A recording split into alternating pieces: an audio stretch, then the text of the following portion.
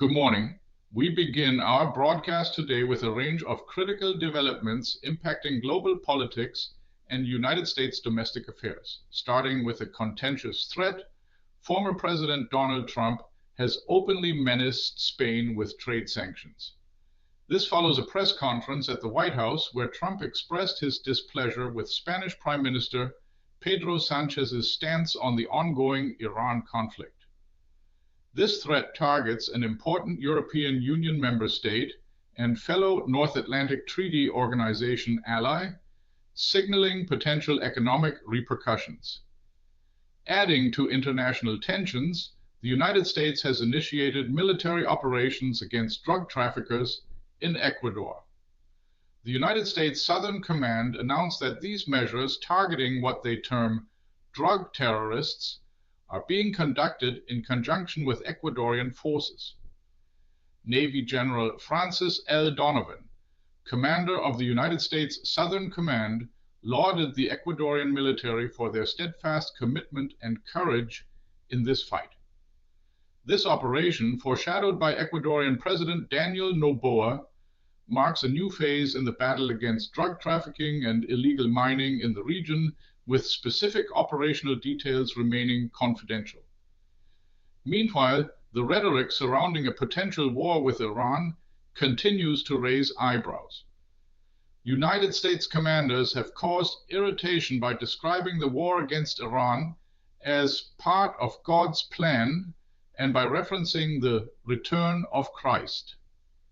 These religiously charged statements have reportedly prompted reactions from soldiers, highlighting a concerning blend of faith and military strategy that is now under scrutiny. Turning to United States domestic politics, California Governor Gavin Newsom has drawn significant attention by comparing Israel to an apartheid state, specifically in light of the current Israeli government's policies. Speaking at an event in Los Angeles while promoting his new autobiography, Governor Newsom expressed heartbreak over the situation, suggesting that the current Israeli leadership might compel the United States to reevaluate its military aid to Israel.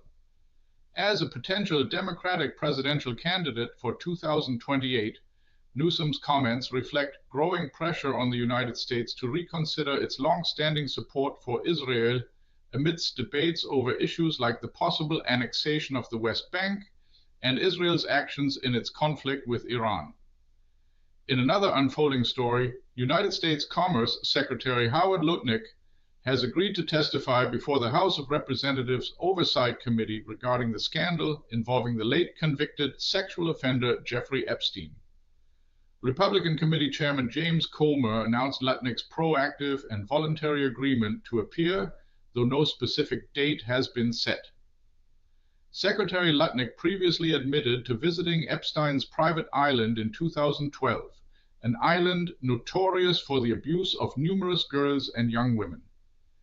Despite this, Lutnick denies close ties, stating he had no relationship with Epstein for 14 years after 2005, a period that would include his island visit. The Justice Department's release of new documents in late January, which first disclosed Lutnick's visit and other contacts, has led to calls for his resignation, primarily from Democratic members of Congress. However, former President Donald Trump continues to support his Commerce Secretary. Finally, the world of music and politics has collided as pop singer Kesha has vehemently opposed the use of her music by former President Donald Trump. Kesha stated on Instagram and X that the White House had used one of her songs in a TikTok clip to incite violence and threaten war. The clip in question, posted in mid-February, depicted fighter jets dropping missiles that destroy a ship, set to her song, Blow. The singer expressed her outrage, calling the attempt to trivialize war disgusting and inhumane, and firmly stating her objection to her music being used to promote any form of violence.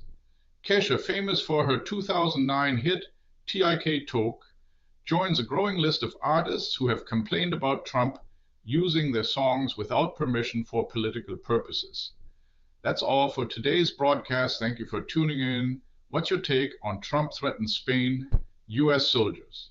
Question Iran war rhetoric. Share your view in the comments. Do you think this will matter in the next news cycle? This video was generated using artificial intelligence